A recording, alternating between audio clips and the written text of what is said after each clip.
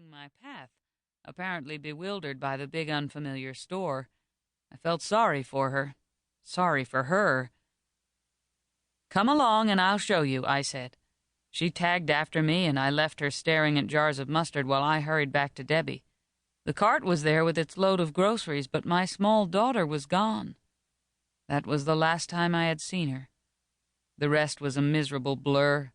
I'd rushed about frantically, asking questions of strangers, looking down every aisle.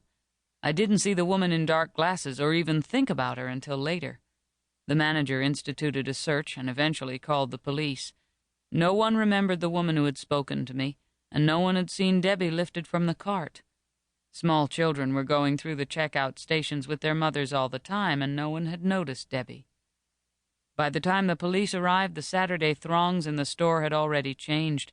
We found no one then or later who knew anything.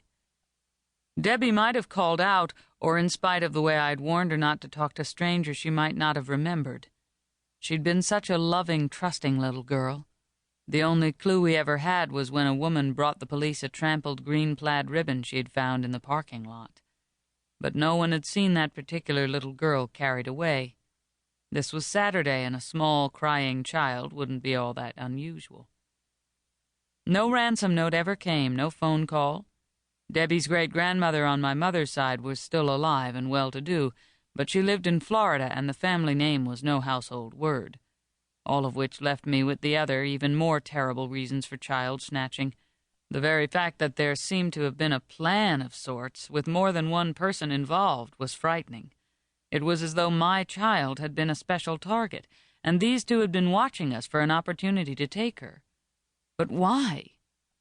For years I played the useless if-only game that never changes anything, and my sense of guilt was part of what I had to endure. You think you can't bear any more pain or loss, but you do. Time passes and the unbearable becomes something you can carry after all.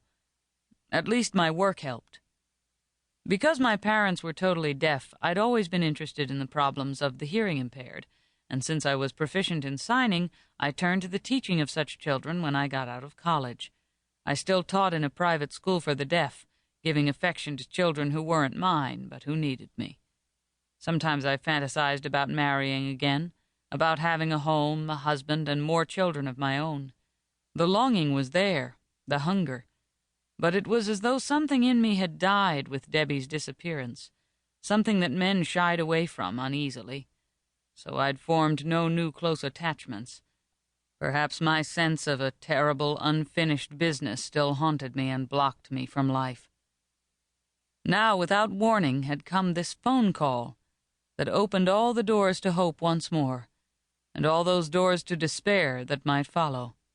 I wasn't sure I could go through that yo-yo course again. I turned off the bedroom lights and went into the living room to explain to my parents about the woman in Victoria who had called the National Center for Missing and Exploited Children. These days their telephone number appeared everywhere, as hadn't been the case when Debbie was taken.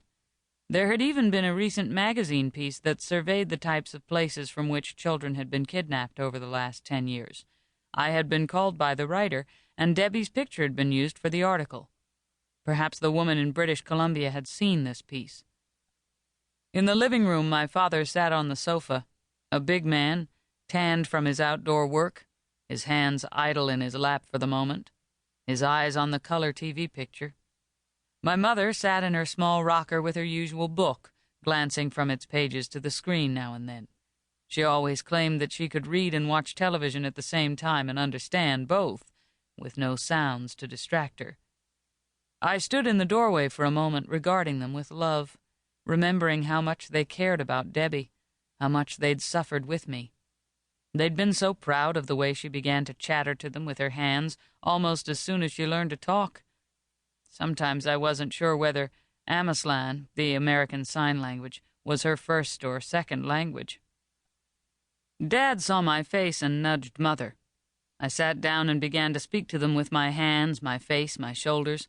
As soon as I'd explained, Dad indicated that I must call Victoria right away, and Mother nodded and agreed. I understood very well the loving dynamics between these two, though sometimes when I was younger I'd resented the way my mother always allowed my father to make the decisions. It had taken years of growing up for